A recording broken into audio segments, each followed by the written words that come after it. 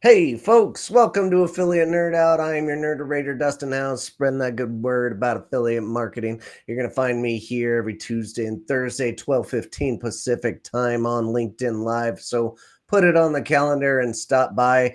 For me and my guest today is Natalie Ziemba. Close enough.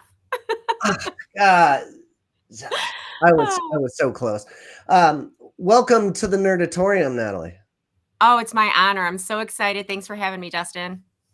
Well, you and I don't go back very far, but you caught my attention on LinkedIn. I'm very active on there, and you are as well. And I've seen your interactions through the years on other formats as well. And I'm so glad that you could stop by and talk about your job market experience going on right now. You bet. Yeah, it's a crazy world and I'm just living in it. Awesome. We've got some live Q&A with me and Natalie. If you have questions, drop them in the chat. If you would like to be in Natalie's seat and come be my guest, go to dustinhouse.com/nerd and drop a topic that you would like to talk about. And our topic of the day is about the job market. What does the job market out there look like to you? That I is think the it is question. brutal. You think it's brutal. You're going to answer it. Awesome. Um, I'm I, answering it. I am hearing the same thing from friends of mine in this industry that are going through this entire process, and it doesn't look pretty. And I'm so glad that you're going to be here to open up and talk about it today. But before we do that, Natalie, who are you? Wow, that's a deep philosophical question. No.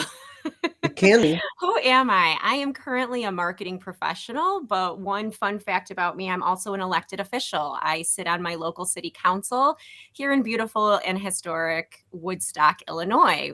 The town made famous, as we were chatting earlier, in the movie Groundhog Day. So, yes, it is that lovely. It's that historic. It's that charming. Come and visit us anytime. Every year we do our annual Groundhog Day festival. So it's really fun. And I moved to Woodstock in 2019 and got very involved. So volunteerism, community is really important to me. I give a lot of my time to places like Rotary. So I'm a Rotary member. I give a lot of my time to the Alzheimer's Association. I'm a volunteer ambassador advocate with them. Of course, city councilwoman, that takes up some of my time as well. But in my professional life, I'm a marketing person. So mostly partnership affiliate type marketing. That's my new passion. It's a passion I discovered in 2020. I was lucky enough to be given an opportunity and realized that I really enjoyed that part of marketing. Earlier in my life, my professional career, I was a teacher. I taught high school English in Chicago for 10 years, and I'm really, really proud of that. And then in 2013, I pivoted out of teaching, ended up landing some various roles, but marketing really kind of took off for me in 2016, and here I am in 2024 looking at partnership and affiliate marketing. Outstanding. And thanks for that breakdown. Yeah. Your background in affiliate and like the transition from teacher is very interesting. Mhm. Tell us about how that got started. You going from teacher to AM. Yeah, so in 2013, I feel like I'm almost like a pioneer in this, because now, a decade on, we're seeing a lot of this trend of people thinking about transitioning out of the world of teaching, especially if you're a classroom teacher and you're in it every day. I get asked a lot, especially on LinkedIn, how did you do it? Help me transition out of, from a career teacher with a background in education. That's what my master's degree is in, into the world of marketing, or possibly even something else. And so I have, some tips and tricks and ideas on how to do that. But for me, it was a bit of like research, diving in, and then a lot of luck. I'm really good, if nothing else, at relationships and networking. And so I leveraged my network, started doing a lot of research in 2013 and early on in 2014. What are the brands that I know? What do I have an affinity for? I knew I wanted to stay in the world of education, but I was transitioning out of the classroom, the traditional model of education. And I ended up in the corporate world of like content and ed tech. And so the marketing department came to me one day and we said, they said, we could use somebody like you. You're gregarious, you're charismatic, you know how to work a room, you love to network with people. We can teach you the marketing stuff. We can't teach a marketing professional the teacher stuff. Yeah. So how do we give voice to our, you are the persona in essence of who we're trying to reach. So I joined the marketing team in 2016 at this organization. It was like a chance that I was given and I ran with it. I ended up discovering I was really good at it and I really enjoyed it because it worked both sides of my brain. I liked the analytical, but I also liked the creative. And it gave me a lot of opportunity to work amongst, people that, again, I was trying to build a story to sell to. And that person was me at one time. So it ended up working.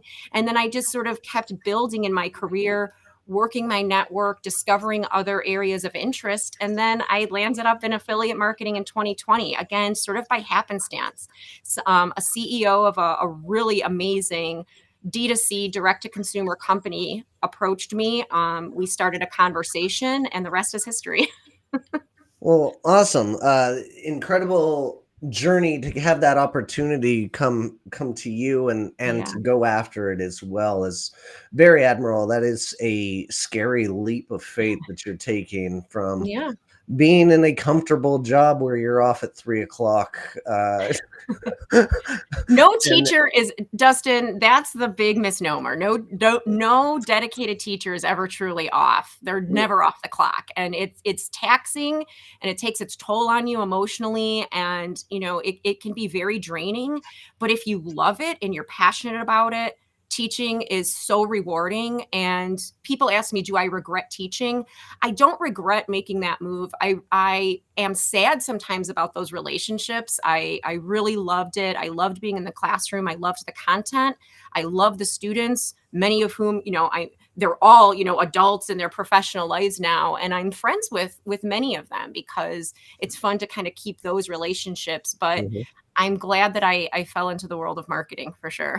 Yeah, and nobody knows how taxing that job is. My mother taught for 40 years, and I watched her teach seventh grade, and she was my favorite teacher of all time. So, um, I got to watch my mom do that for a career.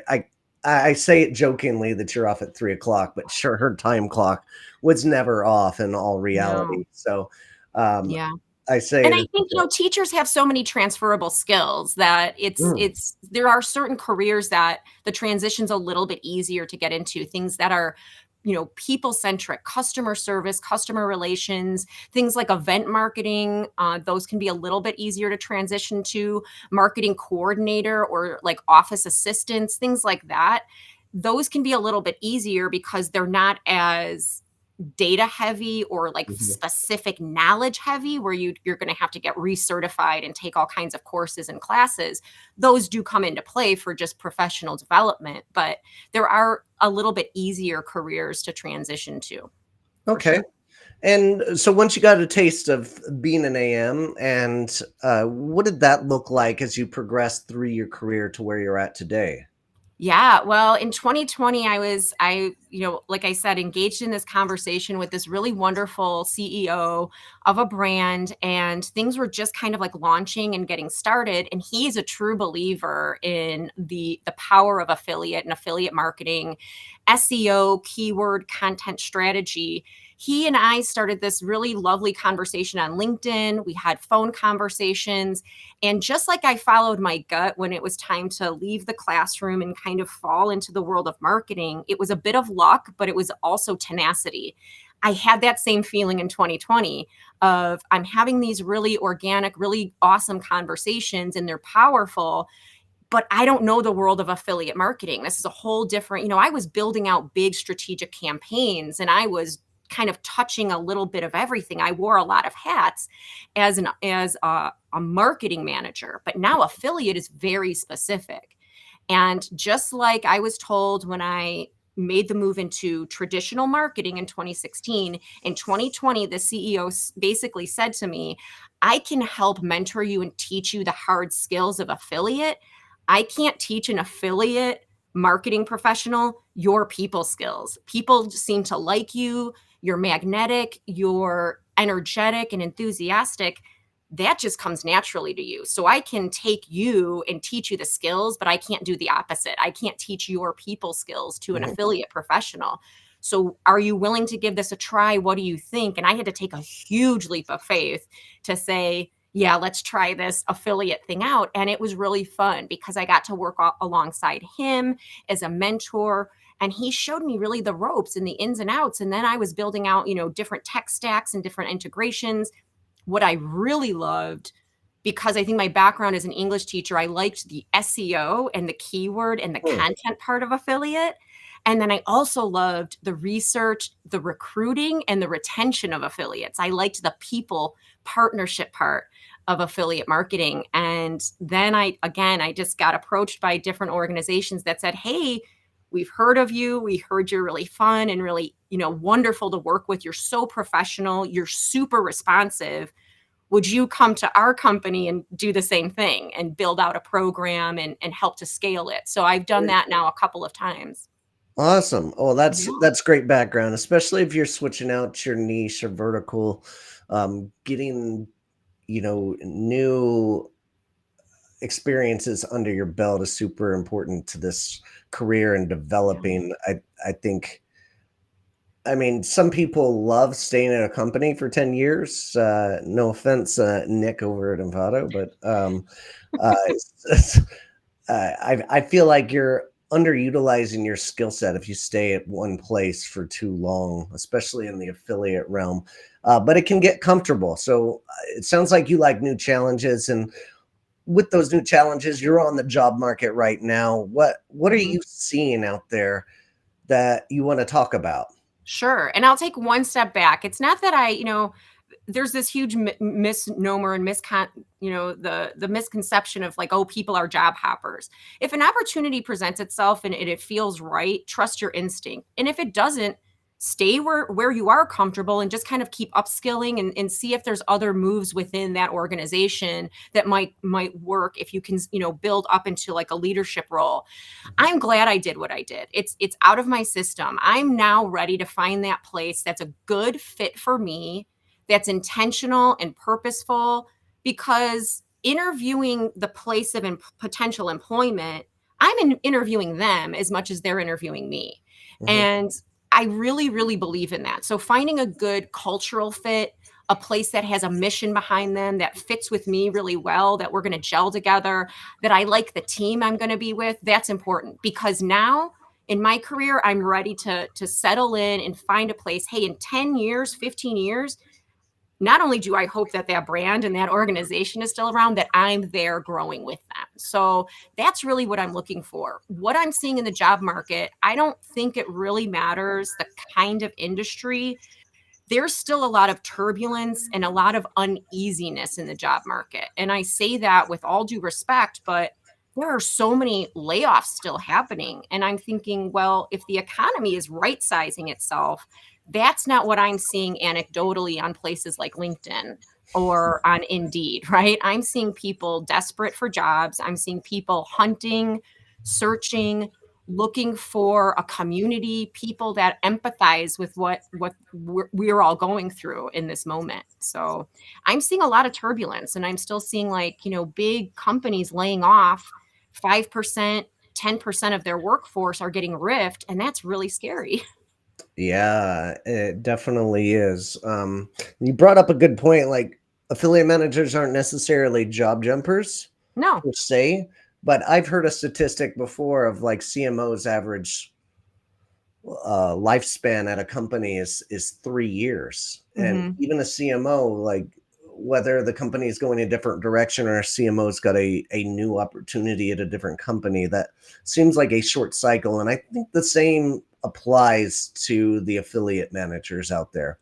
Yeah, and Even- that's interesting, and of course, you would know better than I because this is, you're marinating in this world all the time, every day, and I think because you're coming in typically, and this is what I've been asked to do, come in, build a program, and scale it, and then just kind of keep working it. Some affiliate managers, and maybe it's most, statistically see, okay, I've gone so far. Now what else is the new challenge? What else can I do? And for me, I thought, well, what else can I do would probably be in a different vertical or a different kind of niche. So I went from D2C, direct to consumer, e-commerce, into the world of like SaaS and technology, and trying to build out and like scale more channel type partnership programs versus straight up affiliate programs. Mhm. That's a big challenge because it's really different. You're working with different technology. Sales cycles look really different, and I liked the challenge. But like I said earlier, it's out of my system now, and I want to go back to like what I know I'm really good at, Okay. and I want to lean into that skill set and find a place that doesn't necessarily need me to build and scale everything. Maybe they have a little bit of the groundwork laid, they have a foundation, they have the good bones of what an affiliate program is, and now they need an expert to come in and really help to scale and drive and maybe optimize that program. Maybe go out and like hunt for some really different kind of affiliates, Mm. and then not only find them and get them, but then like nurture them to their best performance too. That's what I'm good at. Beautiful. Well, it's good that you know your specific skill set and Mhm. where you want to be in a career, and that brings me to like your job hunt situation. And it is a early time in the episode to defend your post, but this is how you got on my radar. Mhm. um, just last month I saw you uh, eh, make stop requesting free work from applicants. We are not to be exploited. Our time, skills, energy, professional acuity, and work is of value. Stop trying to exploit it. And it Yeah. shows a note from somebody like trying to get you a 3-part homework assignment to do. And the comments in this post and the reposts and the engagement were really, really good and eye-opening to where it hit my algorithm and Mhm. brought up something that I didn't really recognize out there. But you are seeing a trend of people asking for assignments without pay, essentially. Yeah, and I think it's epidemic. It's an epidemic right now, and it's not just hitting the world of affiliate or even marketing. And there's sort of 2 schools of thought here, and I'll touch on both. One, look, I don't mind if I've gotten really late on into the interview process, and you're asking me to maybe put together like a 30, 60, 90-day plan. And you want me to then go on an interview and screen share and give you some of that intellectual property. One thing I will always say is don't allow it to be recorded.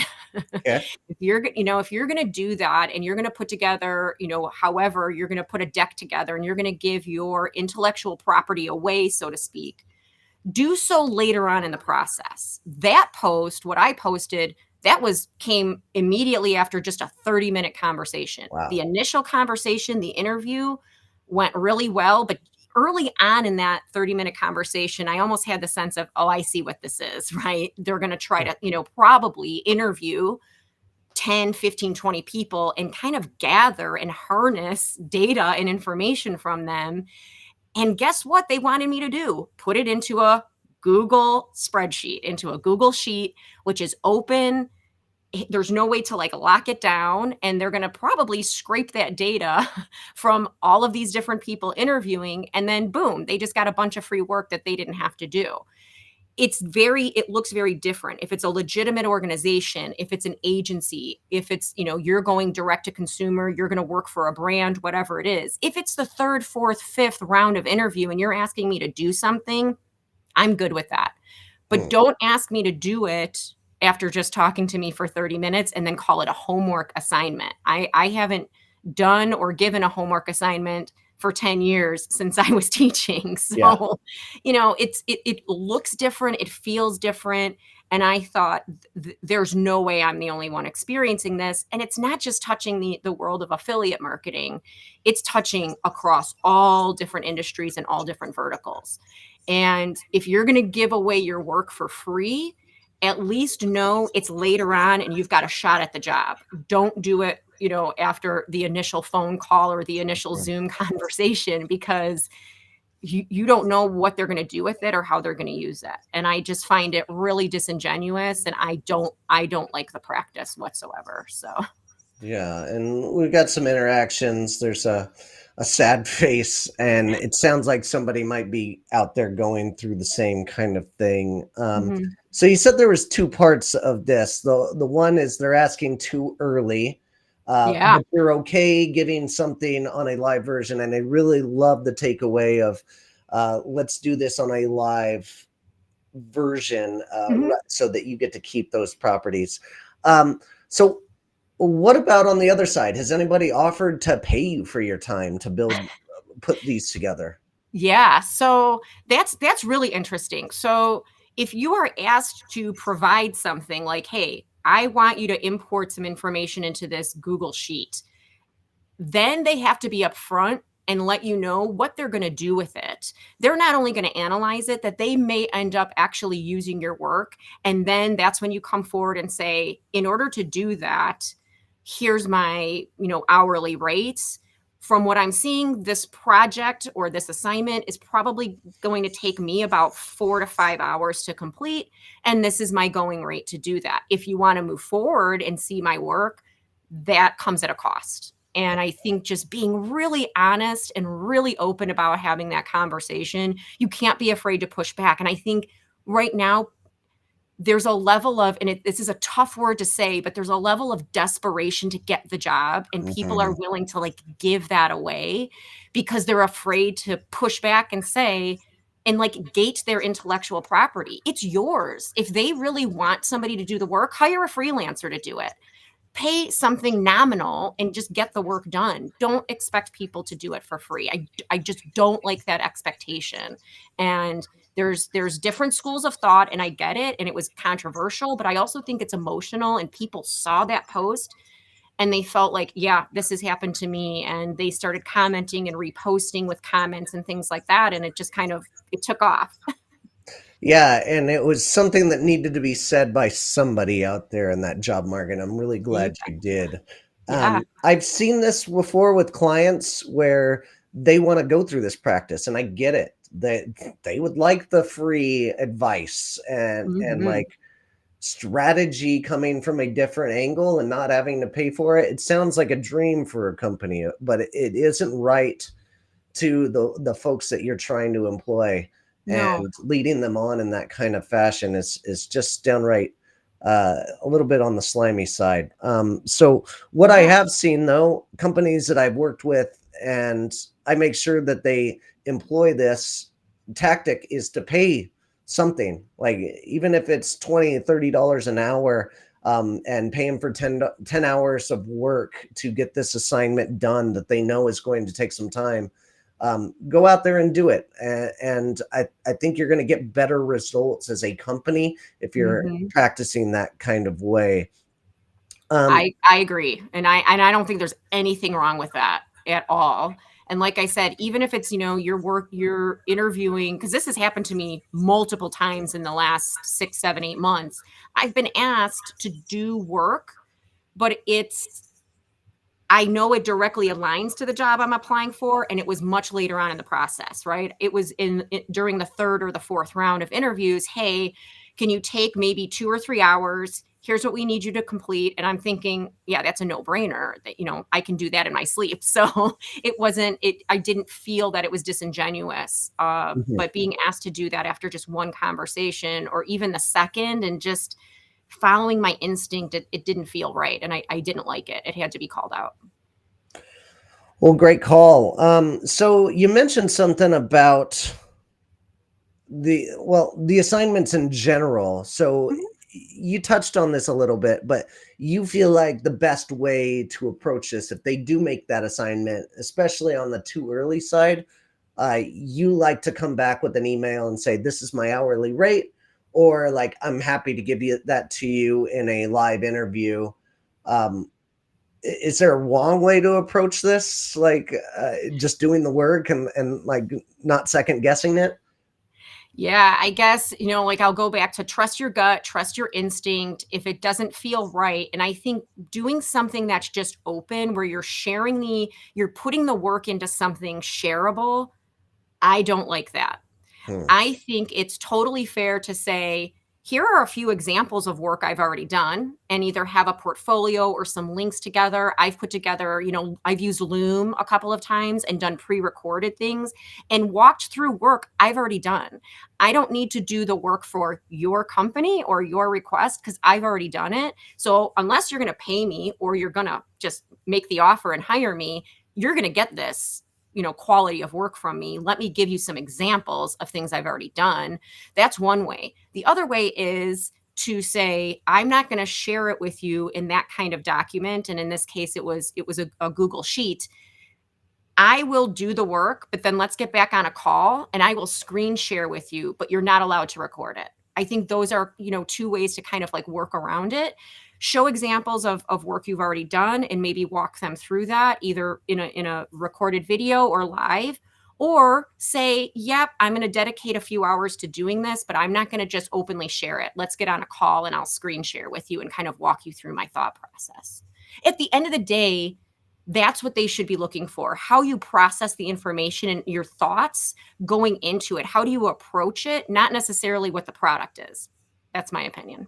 Beautiful. Beautiful said. All right, we're going to take a second to thank our sponsor of the day today, and that is JEB Commerce. Elevate your affiliate marketing game with JEB Commerce, a specialist since 2004.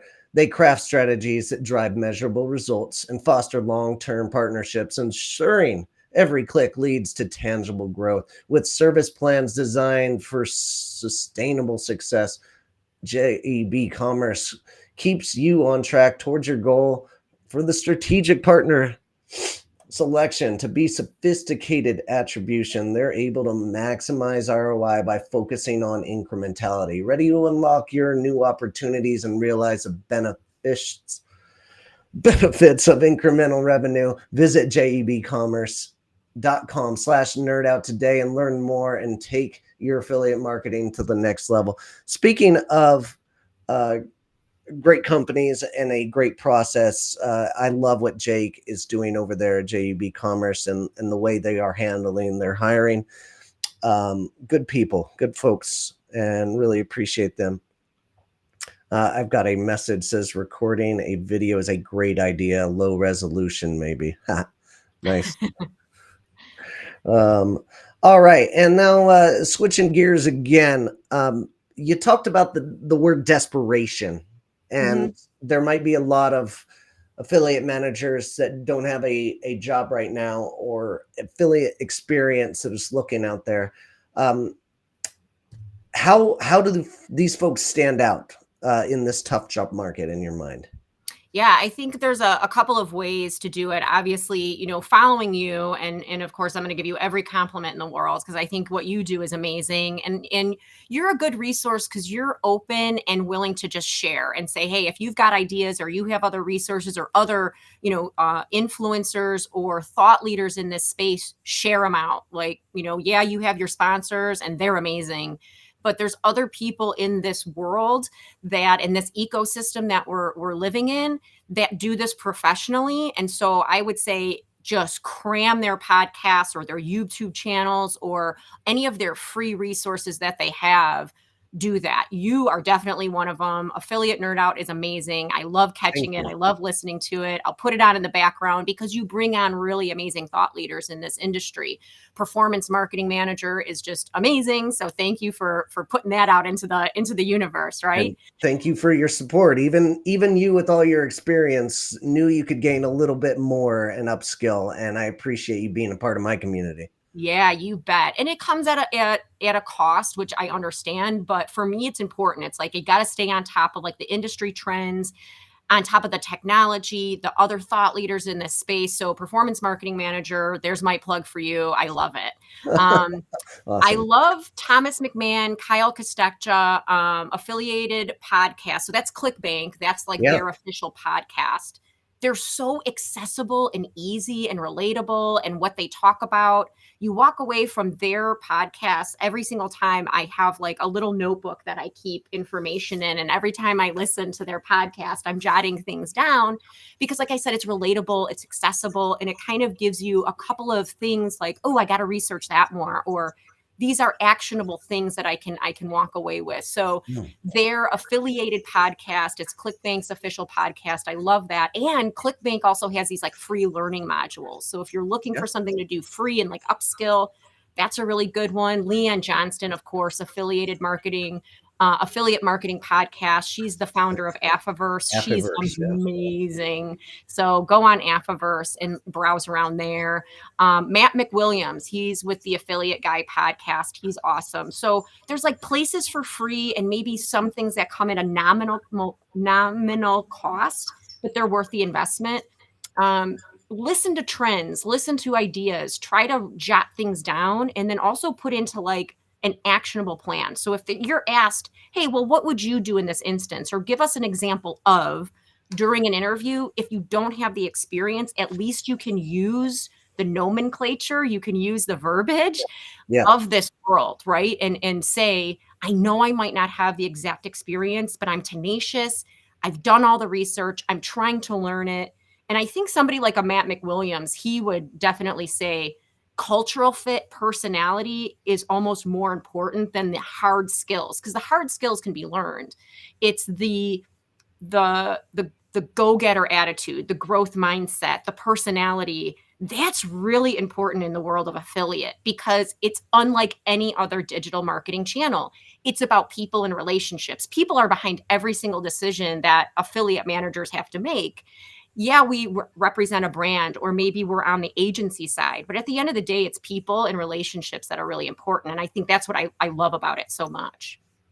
Well, you bring out a ton of great points. The folks, I think the biggest value that a course like mine or PXA or any of my competitors out there is getting you prepared for the next job interview that you're going Mm-hmm. to have inevitably in this industry. And uh, I had a student of ours in our community that was doing some consulting on a light basis, and then he went through my course and realized the power of his skill set, and he was able to articulate that um, with one of his clients and upsell them into a full-time billable gig. I love Be- it.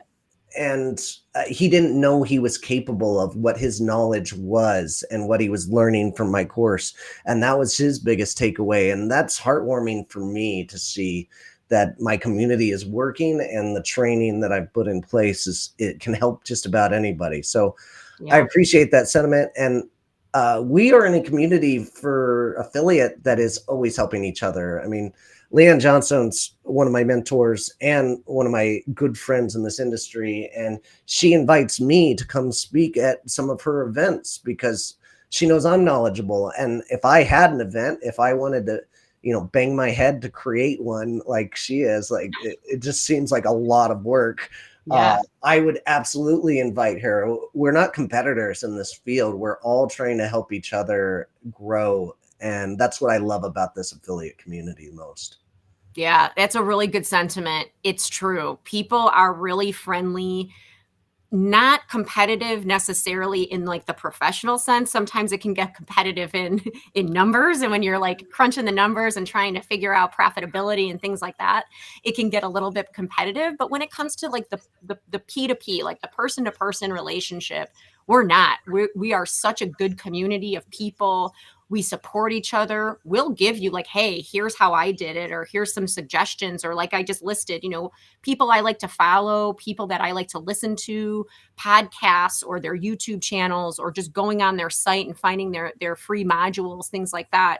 I mean, you were just on with Marshall Nyman, right? Performance Marketing Spotlight. And then with John Wright, Affiliate BI, you were just on theirs. And it's like, that's the world we're in right now. This very supportive community of the world of affiliate, because again, it all comes back to people and relationships. And so we're going to definitely support each other in that. Absolutely. And speaking of community, the PMA has been incredible for me and my career growth throughout the years. Mhm. And I've been a big supporter of what they do. I'm on the board now and just love how they're giving back to the community with their annual membership. And you get a free ticket to ASW every year, which pays for itself, which is pretty incredible. But how important is community during this time of like your job hunt? It's so critical. I think to have other people say, I hear you, I identify with you. The word empathy cannot be overused. People who have gone through it and really understand there's an emotional tax, and you pay that emotional tax every day, whether it be the grueling application processes, the research.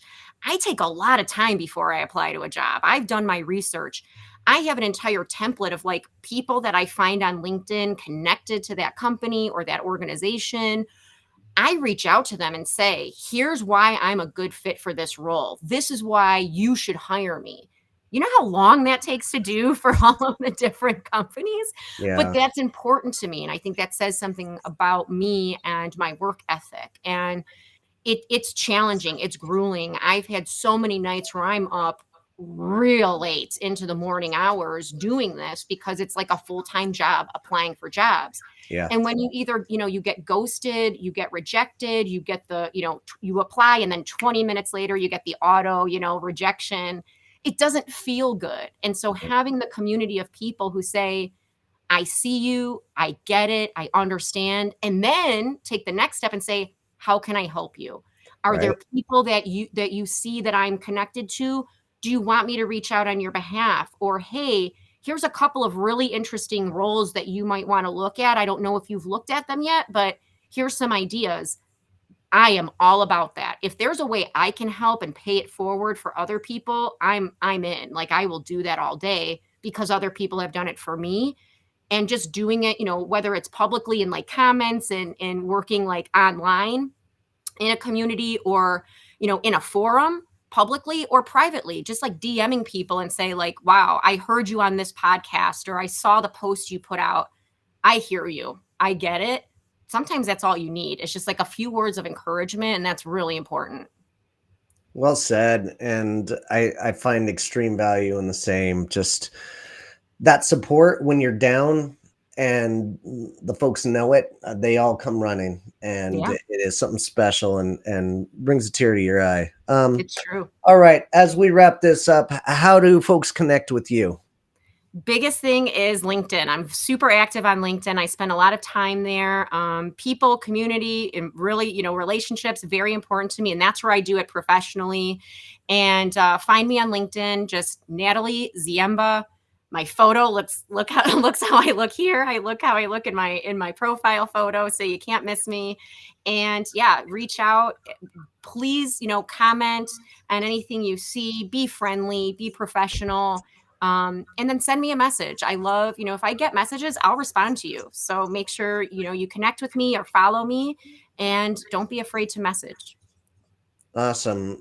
Well, I really appreciate your time today, and thank you for being open and honest with this job market. I know how tough it is out there, Yeah, and this has been a great conversation, and so glad we could openly talk about it today. So thank you so much. you're welcome. And I appreciate you. Thank you for having me on. This was great. Awesome. If you want this episode and others, make sure you hit that subscribe QR code up here in the top corner. And for those of you out there that are actively recruiting affiliates, go check out my product, AffyStash at .com, and we'll see you out there. Take care, folks. Bye. Bye-bye.